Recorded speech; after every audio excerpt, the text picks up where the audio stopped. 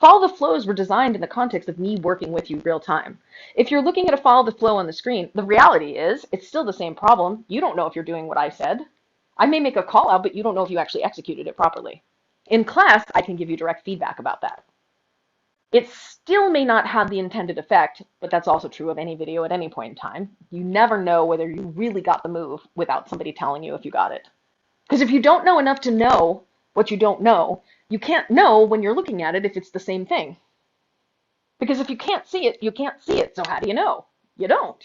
Somebody has to tell you that can tell you. It's the same thing with a flow. It's the same thing with footwork. It's the same thing with a move execution. Like, it's always that. You can't know for yourself if you got it right without somebody who does know reflecting it properly until you know that you know. So until you have conscious competence about it, until you know what you can't know if you know. This is a challenge of learning independently, I think. I mean, it's the Dunning-Kruger effect, right? People think they know more than they do, which is very normal. And then they operate from that place. And then once they realize what they don't know, they realize they thought they knew things that they didn't actually know, and they have to go backwards to go forwards.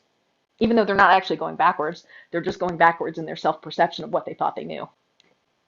The difference between my model of teaching and some of the other models of teaching is I teach the movement as part of the move. They're not independent things. I teach them together for the purposes of building a dancer.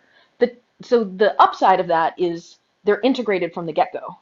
The downside of that is it takes people longer to learn the same amount of material because they're learning it at a different level of depth.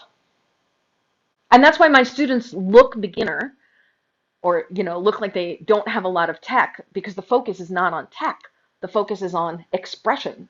It's on movement. It's on freedom. It's not on precision. It's not that I'm not encouraging precision. It's that freedom of motion is valued more highly than expanding one's skill set to have more moves.